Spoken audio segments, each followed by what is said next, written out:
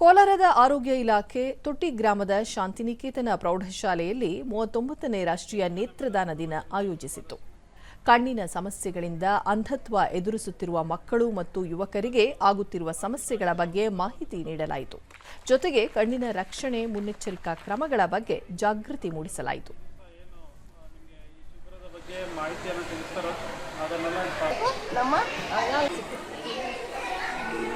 ಜಿಲ್ಲಾಡಳಿತ ಜಿಲ್ಲಾ ಪಂಚಾಯತ್ ಕೋಲಾರ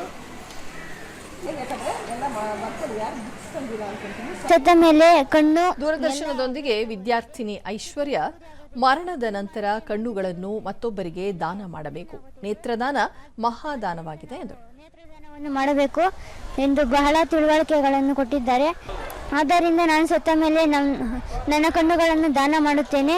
ಶಾಂತಿನಿಕೇತನ ಪ್ರೌಢಶಾಲೆ ವಿದ್ಯಾರ್ಥಿನಿ ರಕ್ಷಿತಾ, ನೇತ್ರದಾನದಿಂದ ಇನ್ನೊಬ್ಬರು ಉತ್ತಮ ಬದುಕು ಕಟ್ಟಿಕೊಳ್ಳಲು ಸಹಾಯಕವಾಗುತ್ತದೆ. ಕಣ್ಣಿಲ್ಲದವರಿಗೆ ನೇತ್ರದಾನ ಮಾಡಿದರೆ ಅವರ ಬದುಕು ಬೆಳಕಾಗುತ್ತದೆ ಎಂದರು.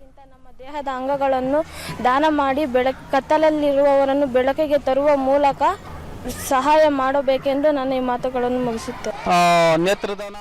ಶಿಕ್ಷಕ ವೇಣುಗೋಪಾಲ್, ಮರಣದ ನಂತರ 6 ಗಂಟೆಯೊಳಗೆ ನೇತ್ರದಾನ ಮಾಡಬೇಕು. ಒಬ್ಬರ ನೇತ್ರದಾನದಿಂದ ಇಬ್ಬರಿಗೆ ಕಣ್ಣು ನೀಡಬಹುದಾಗಿದೆ. ಇದರ ಬಗ್ಗೆ ಮಕ್ಕಳಿಗೆ ಮಾಹಿತಿ ನೀಡಲಾಯಿತು ಎಂದು ತಿಳಿಸಿದರು. ಈ ಒಬ್ಬರ ನೇತ್ರ ಇಬ್ಬರಿಗೆ ಅವಕಾಶವಾಗುತ್ತದೆ. ಆದ್ದರಿಂದ ಇಂತಹ ದಾನವನ್ನ ಪ್ರತಿಯೊಬ್ಬರು ಮಾಡಬೇಕನ್ನುವಂತಹ ಅರಿವು ಮೂಡಿಸಿ ಮಕ್ಕಳಲ್ಲಿ ಅರಿವು ಮೂಡಿಸಿದ್ದಾರೆ. ಆ ಮೂಲಕ ನಮ್ಮಲ್ಲೂ ಸಹ ಒಂದು ಅರಿವು ಆಯಿತು ಹಮ್ಮಿಕೊಳ್ಳಲಾಗಿದೆ. ಸ್ಥಳೀಯರಾದ ಲಕ್ಷ್ಮೀದೇವಮ್ಮ, ಶಾಲಾ ಮಕ್ಕಳು, ಸ್ತ್ರೀ ಶಕ್ತಿ ಸ್ವಸಹಾಯ ಸಂಘಗಳು ಜನಸಾಮಾನ್ಯರಿಗೆ ನೇತ್ರದಾನದ ಬಗ್ಗೆ ಅರಿವು ಮೂಡಿಸುತ್ತಿರುವುದು ಉತ್ತಮ ಸಂಗತಿ. ಇದರಿಂದ ಬಹಳ ಜನರಿಗೆ ಸಹಾಯವಾಗುತ್ತದೆ ಎಂದರು.